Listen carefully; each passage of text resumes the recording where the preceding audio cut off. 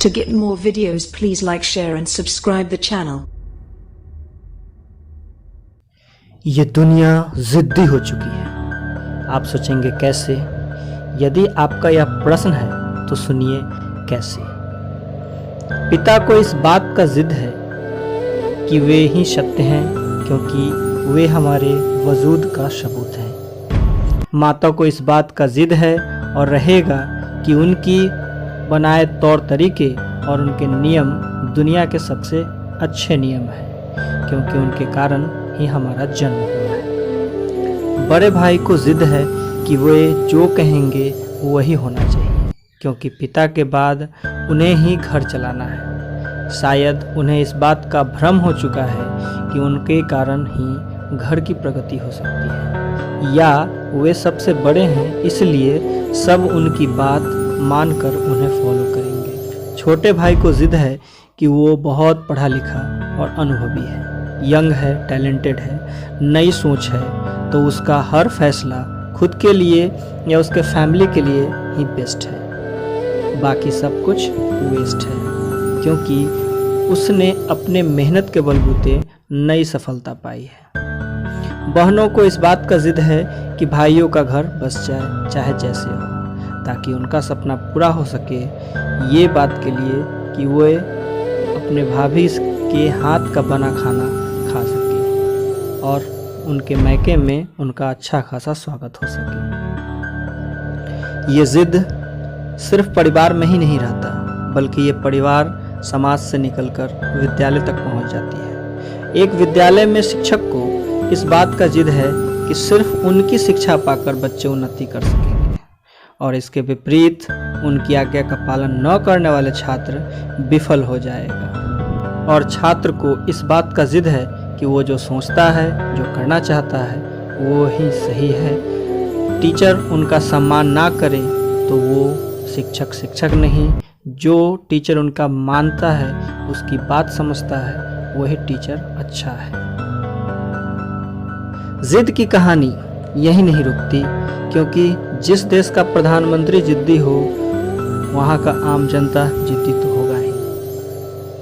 आप सोच रहे होंगे कि ये जिद की बात प्रधानमंत्री से कैसे लिंक्ड है। कभी कभी डिसिप्लिन मेंटेन करने के लिए जिद होता है, लेकिन ऐसा भी जिद क्या जिसमें देश के लोगों की जान चली जाए। जिस जिद के कारण महाभारत में कौरवों का सर्वनाश हो जाता है, रामायण में राम को वनवास, सीता का हरण और रावण के लंका का नाश हो जाता है। ऐसी जिद का क्या फायदा जिसमें अपने भाई को छोड़ देता है, बहन से नफरत करने लगती है, पुत्र पिता का त्याग और माता का अपमान करते हैं।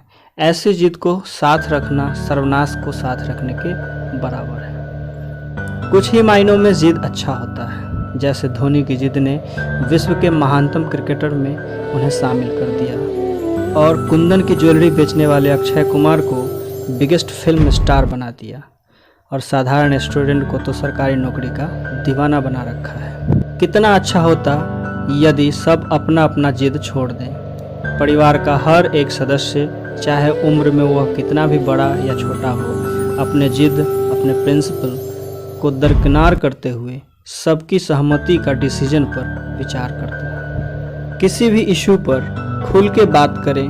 ट्रूथ, कन्फेशन और इंटरेस्ट को अपने परिवार में शेयर करने से कॉन्फिडेंस बढ़ता है, अदरवाइज कन्फ्लिक्ट तो पूरी दुनिया में है। आप सोच रहे होंगे कि जिद को लेकर मैं पर्सनल बातें कर रहा हूँ, तो आप गलत सोच रहे हैं। सिर्फ यह जिद एक फैमिली, रिलेशंस, समाज या भारत देश में नहीं, बल्कि ये पूरे विश्व की समस्या बन चुकी है।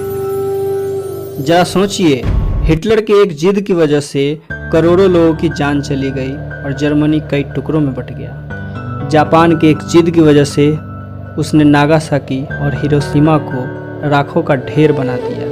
और भारत के राजनेताओं एवं धार्मिक जिद ने भारत को 3 टुकड़ों में बांट दिया, भारत, पाकिस्तान और बांग्लादेश। जिद तो सरदार वल्लभ भाई पटेल ने भी की थी, परिणाम भारत का एकीकरण।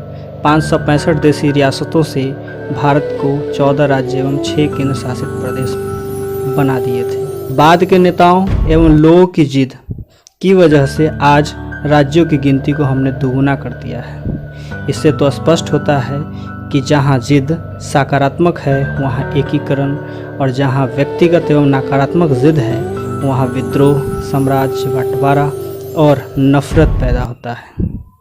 मैंने तो जिद के कुछ ही उदाहरण दिए हैं। हजारों जिद आपके और हमारे चारों तरफ परिक्रमा कर रहे हैं, जैसे पृथ्वी सूरज की परिक्रमा करता है। बेहतर है जिद के साथ न रहेंगे, अगर रहेंगे तो सकारात्मकता के साथ रहेंगे, क्योंकि सकारात्मकता है अच्छी जिद और अच्छी जिद ही सकारात्मकता।